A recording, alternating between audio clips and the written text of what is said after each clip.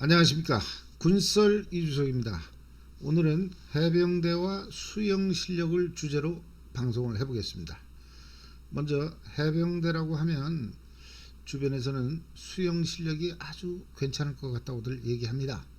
또한 해병대를 지원하려는 많은 젊은이들이 지원에 앞서서 자기가 수영을 전혀 못하는데 과연 해병대에서 제대로 군대 생활을 할 수 있을까? 제대할 때까지 조용하게 바닷물만 마시다가 제대하는 거 아니냐, 뭐 이런 고민을 한다고 합니다. 그럼 해병대원들의 수영 실력은 과연 어땠을까?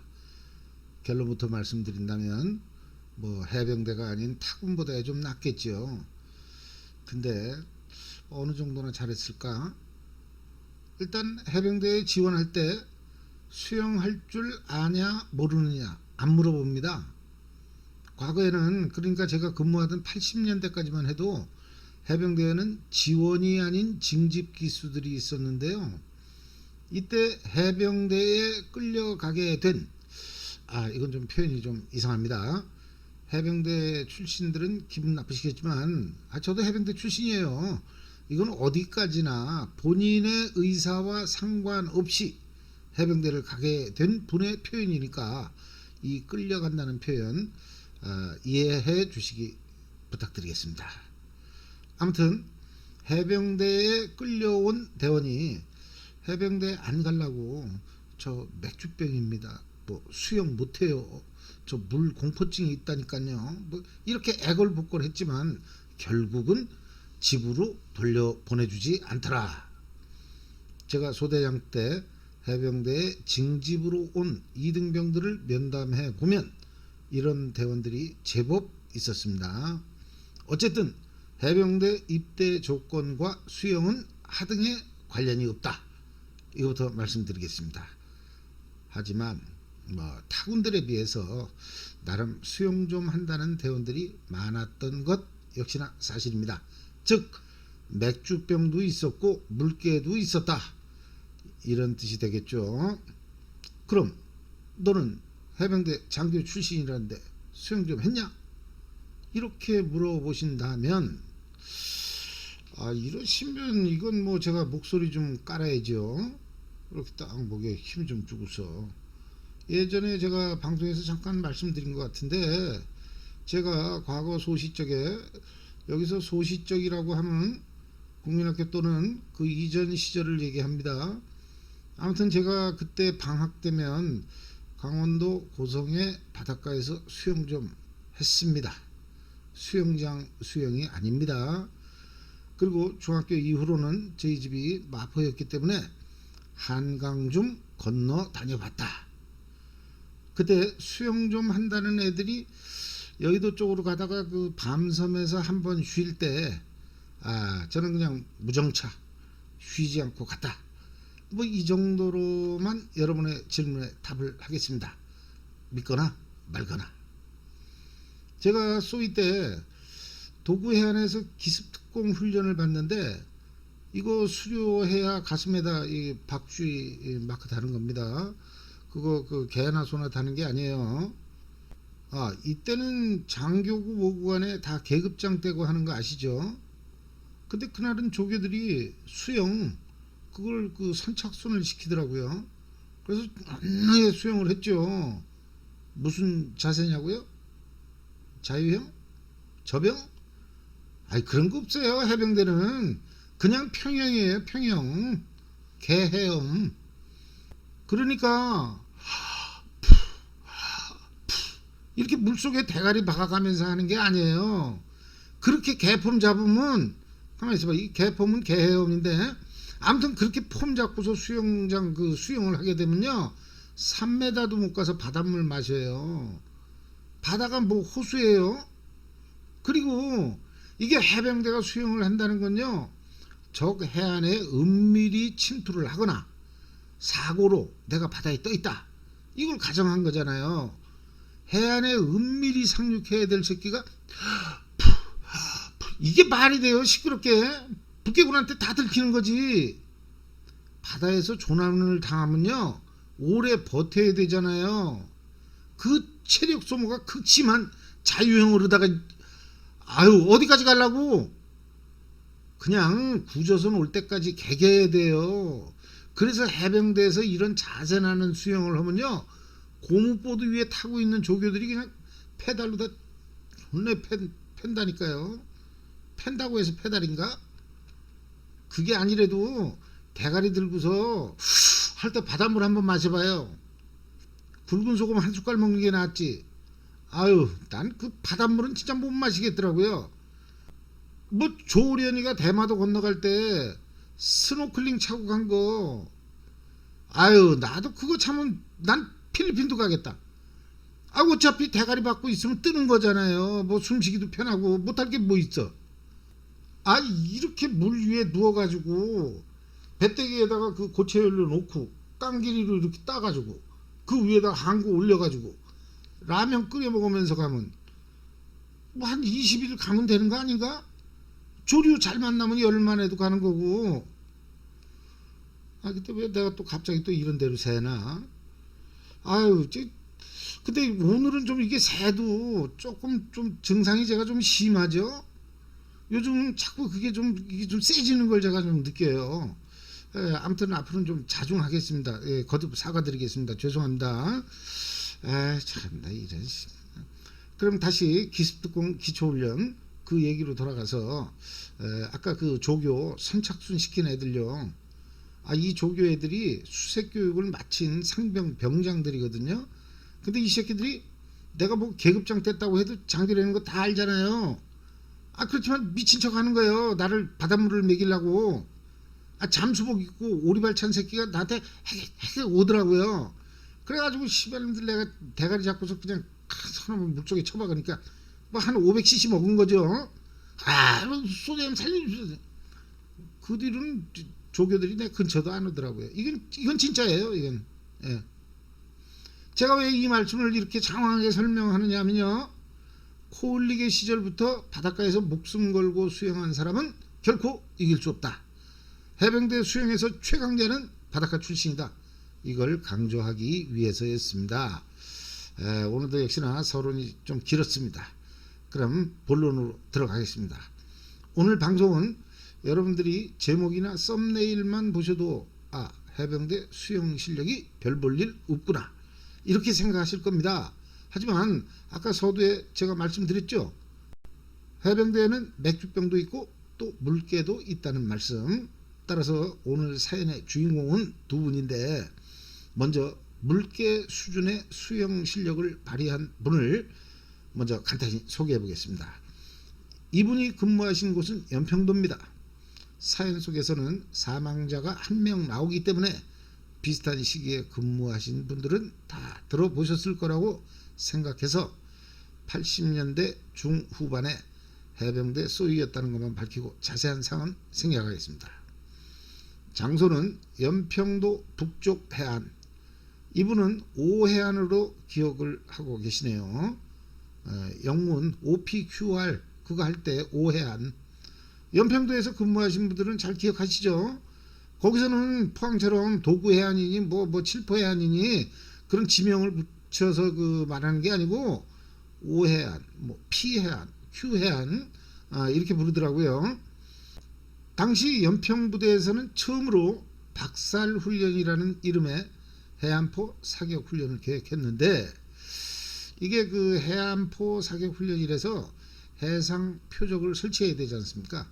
그러니까 뭐 드럼통에다 뭐 나무 여러 자재들을 그 뗏목처럼 엮어가지고 상여 이렇게 둘러매듯이 여러 명이 짊어지고서 간조 때 바다 쪽으로 나갔다고 합니다.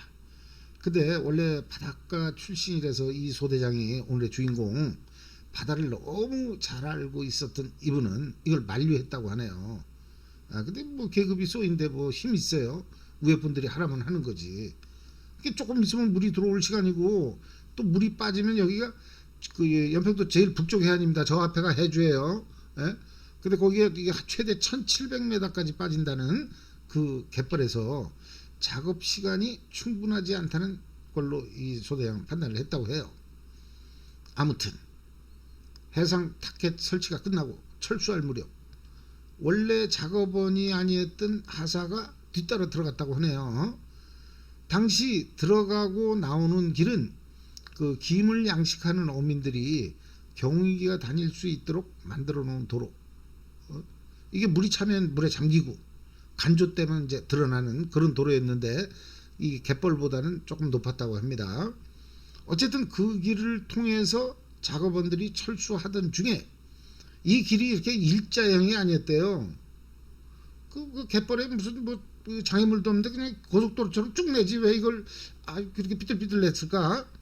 아무튼 이게 S자 모양이었다 그러네요. 이게 그 물이 들어오니까 이제 도로는 안 보이잖아요. 이렇게 한 무릎팍 정도만 물이 차도 그렇게 이제 물이 점점 들어오니까 그 뒤따라 들어가던 그 모 하사가 떨어져 가지고 깊은 물에 빠졌다고 해요. 근데 그 직전에 철수하기 전부터 북서풍이 불어오고 하늘이 시커멓게 변하더니만 파도가 일고 기상이 갑자기 안 좋아지기 시작했다고 해요. 이게 바닷가에서 살아본 사람들은 다 압니다. 이 정도면 뭔지. 그 상태에서 그 모 하사는 정식 작업원이 아니었으니까 복장은 당연히 전투복의 옷칼을 신었죠.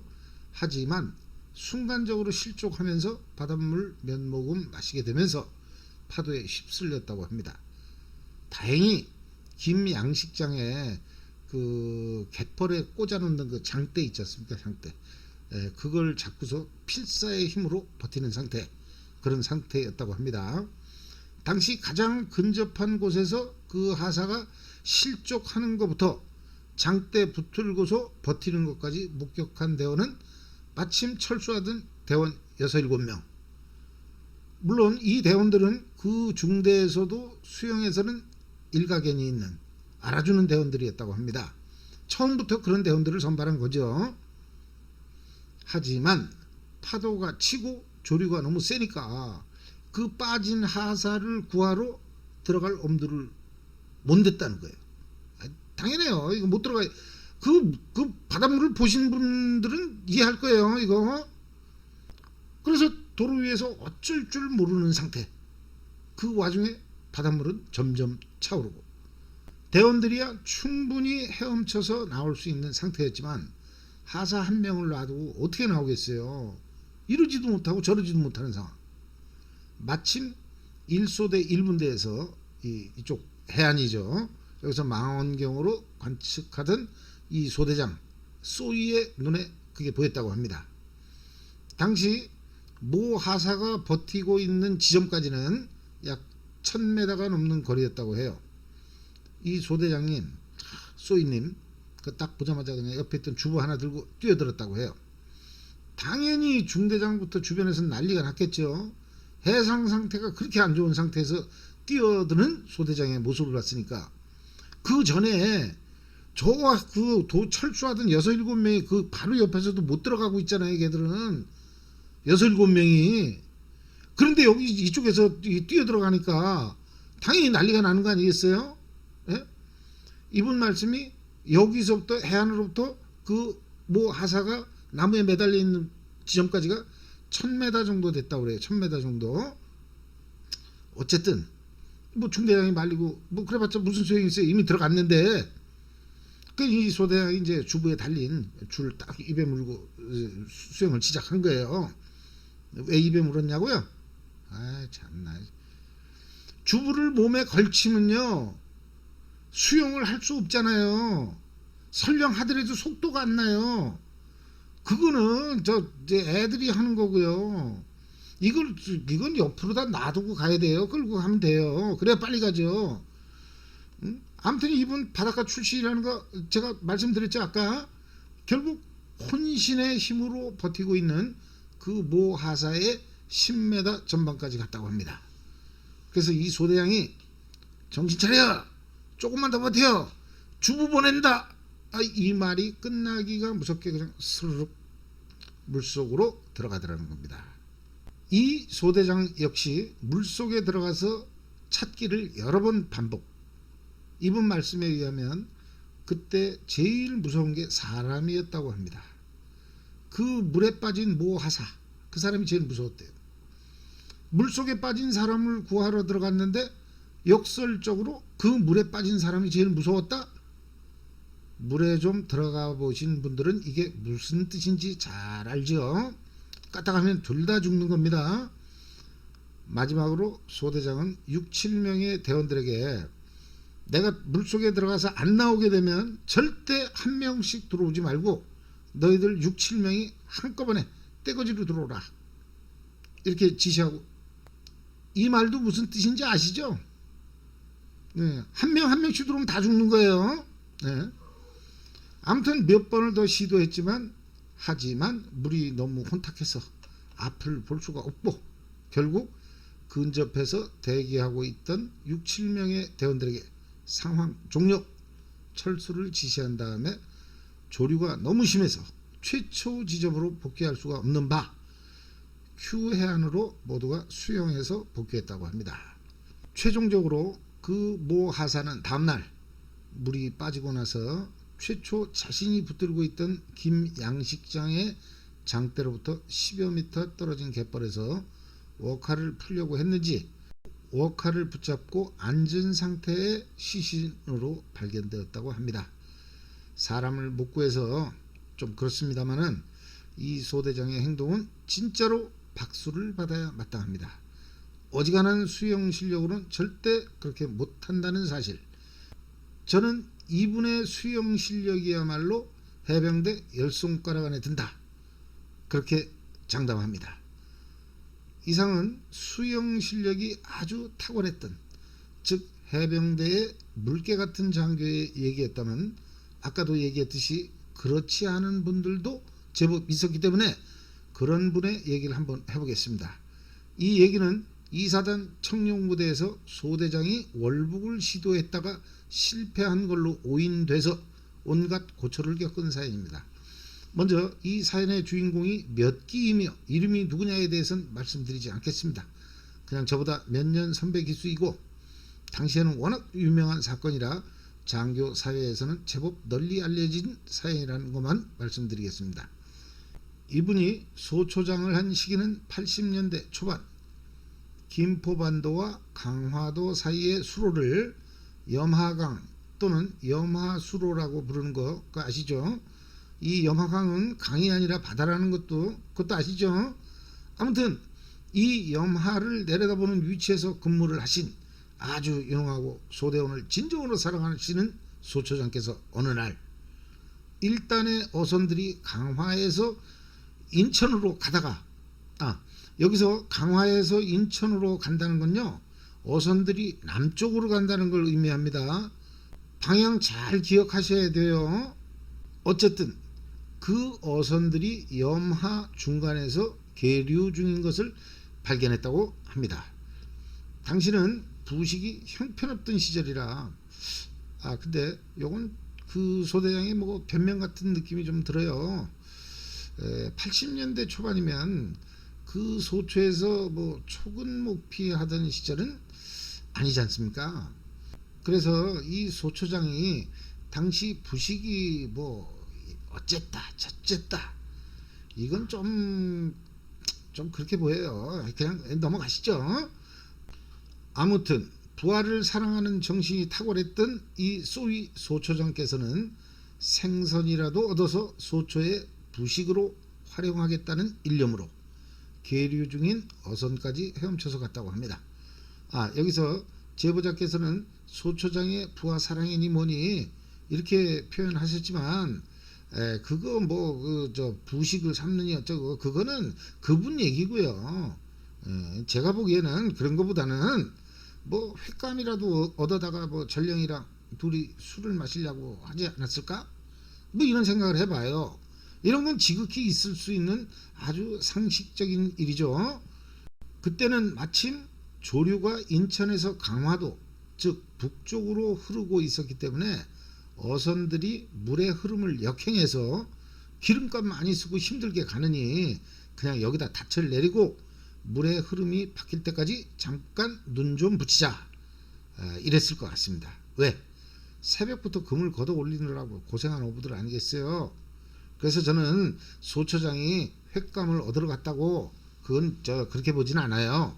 그리고 쌍안경으로 어부들이 자고 있다는 걸 이미 알고 있었을 것 같다, 이게 제 생각입니다. 그럼 이쯤 되면 여기서 생각나는 해병대만의 단어 하나, 뭡니까? 긴바이죠. 해병대 긴바이는 결코 때와 장소를 가리지 않습니다. 전천후라는 뜻이죠. 즉 어부들이 잠든 틈을 이용해서 어창을 털자, 뭐 이렇게 판단했다는 게 제 강력한 추론입니다. 거기까지 헤엄쳐 가서 생선을 돈 주고 사오겠어요? 이쯤 되면 긴바이 확실하죠. 결국 이 유능하신 소대장님은 그 물속에 몸을 던졌다고 합니다. 하지만 이 모습을 본 고참병 그리고 하사관들이 말렸다고 그러네요. 소대장님, 지금 조류가 이렇게 센데 그러다가 큰일 나십니다. 고정하시 와요. 뭐 아무튼 저는 막 막았대요. 이 실제로 이건 조련이 와도 안 되는 그런 물 흐름이었다고 그러네요.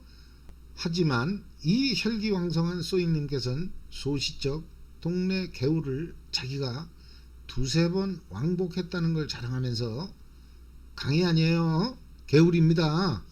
그 소인님 동생 중에 한 분이 그분 고향에 한번 같이 가봤대요. 강폭이 50m 그 정도 됐는데 30m 이상을 걸어 들어가야 수심이 이렇게 모가지까지 왔다고 그러네요. 그게 헤엄칠 수 있는 거리는 뭐 20m가 안 된다는 얘기죠. 예.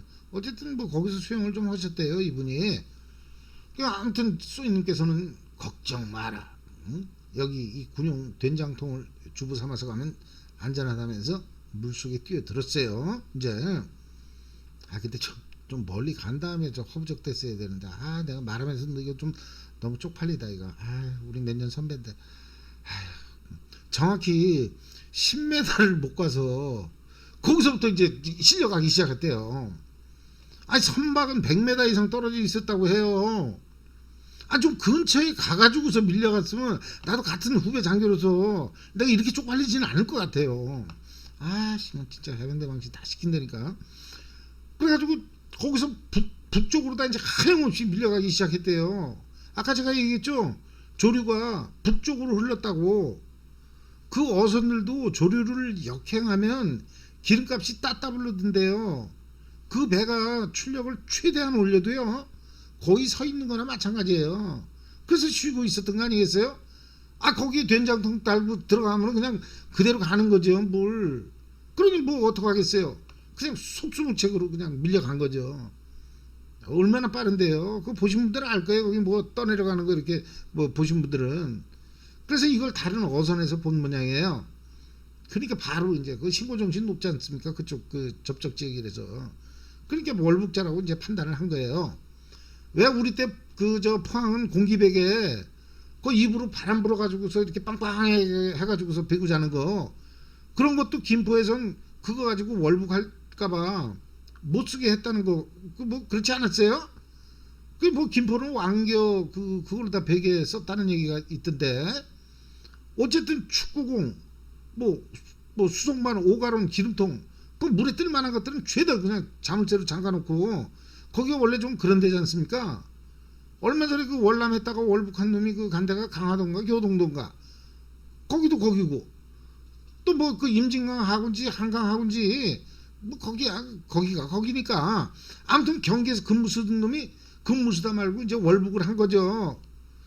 그래가지고 이 자식이 드디어 내가 북한에 들어왔구나 그러면서 실은 물살에 밀려가지고 이제 빠꾸 다시 우리 대한민국 국군 지역으로 온 건데, 이 자식이 대한민국 국군을 북해군으로 봤는지 뭐 김일성 장군 만세인가 뭐 천생가 떠들어갔다 바로 잡혀갔다는 그런 얘기 있잖아요. 여기가 다 그런 데란 말이에요. 이 얘기를 왜 하냐면요, 그렇게 조류가 센 곳이라는 거예요. 아무튼 이 소대장님께서 북쪽으로 계속 밀리니까 인근 어선에서 해경에다가 신고를 했고, 이 사람이 월북 기도자로 이제 판명이 되면 포상금 받는 거죠, 이 선장님. 이거 만약에 땅에서 그러는 걸 그 회사 택시 모는 분이 보고서 신고를 했다, 그러면 그분 나중에 개인 택시 받아요. 결국 어선이 해경으로, 해경이 해병대로, 해병대는 다시 어선으로. 이럴 거면 무토로다 이렇게 신고 체계를 복잡하게 해놨어. 그냥 어선이 가서 그냥 잡아서 그냥 모가지에다 줄 뜯 걸어가지고 월북 기도자인 줄 알았으면. 이렇게 올가미 씌워가지고 뚜루룩 건져 올리면 되는 거 아니에요? 아무튼 이렇게 연락을 해서 최종적으로는 어선에서 이 윤호하신 소대장님을 구조했다고 합니다. 그 다음부터는 어떻게 됐냐고요? 아이고, 이걸 몰라서 모르세요? 제가 자세히 설명드리면요 너무 혐오스러운 방송이라고 유튜브 쪽에서 제재가 들어올 것 같아요. 그렇다고 설명을 안 드리면 또 끝이 너무 허전하다고 또 댓글에 또 이상한 말들 막 써 있을 것 같고, 그냥 제가 완곡한 표현으로 그냥 간단히 말씀드려 보겠습니다. 보안대 끌려갔대요. 보안대. 당연하죠. 월북하다가 걸린 놈인데, 그리고 현역 해병대 장교잖아요. 민간인이면 당연히 경찰 대공군실이든가 아니면 뭐 안기부 같은데 그런 데 갔겠죠. 그리고 가기만 했겠어요. 그리고 존나게 맞았대요. 억울한 건요, 소대장을 잘못 만난 소초원들이에요. 걔들도 1대1로 조사받고 개고생했다고 그러네요. 근데 소대장이나 병들이야 딱 뭐 일정 기간 지나면 이제 딱 제대하는 거니까, 그러면 그만이지만 하사 7, 8년째 달고 있는 직업군인 고참 하사들은 어떻게 해요? 이거 진급길이 막힌 거 아니에요? 이 정도면 그냥 보안대 갔다 왔다 그러면 끝나는 거 아닌가? 아무튼 나중엔 상황이 점점 더 심각해져가지고 소초원 중대 뭐 그분 동기생 아주 전부가 그냥 연명으로 탄원서를 쓰고, 그러면서 이제 그 사람 절대 그래 뭐 이북으로 넘어갈 사람이 아니다, 사상이 온전하다, 뭐 지역구 국회의원한테 가서도 모두 받아오고, 뭐 아무튼 뭐 교장 선생한테도 뭐 받아오고 그랬나 봐요. 대학때 데모한 적 없다, 뭐 이런 식으로 적극적인 구명 활동을 한 결과 상당한 시간이 지나서 바로 안 나왔대요. 예, 상당한 시간이 지나서 월북 기도 혐의가 없는 걸로 종결되었다고 합니다. 소초장을 마치고서 대대 참모로 가서도 월북 기도 소대장 이렇게 불렸다고 합니다. 물론 제대하는 날까지. 이렇게 해병대 장교들의 수영 실력은 천차만별이었습니다. 저는 지금도 해수욕장이나 강가에서 놀 때는 해병대 표시가 들어간 티셔츠 같은 거 절대로 안 입습니다. 누가 물에 빠졌는데 주변에서 해병대 뭐 해병대 아저씨 뭐예요, 빨리 물에 들어가서 구해주세요, 뭐 이런 사람이 있을까 봐서 그래요. 물에 빠진 사람한테 한번 잡혀보니까 수영 실력이고 바닷가 출신이고 뭐고 안에 어떤 필요 없더라고요.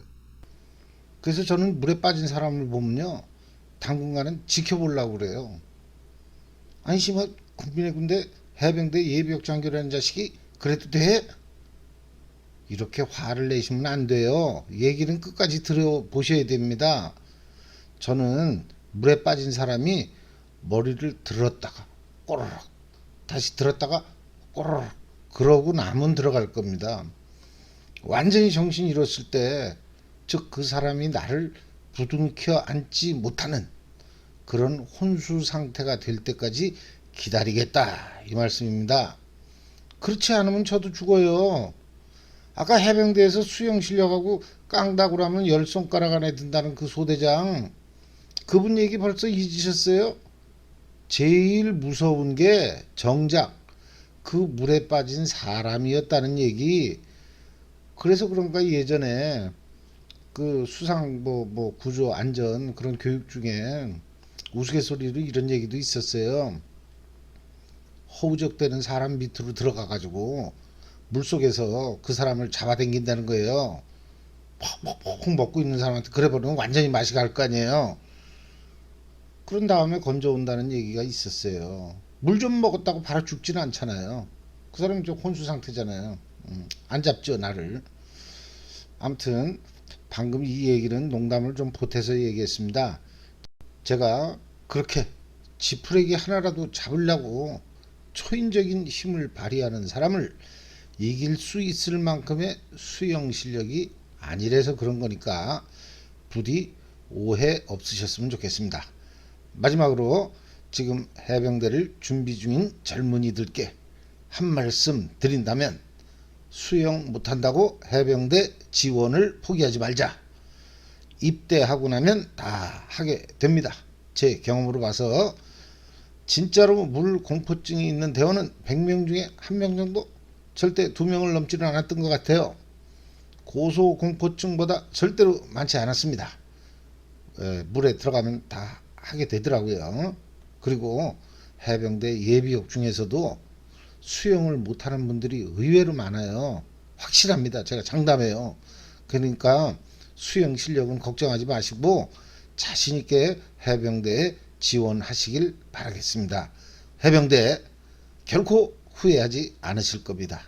이상으로 방송을 마치겠습니다. 감사합니다.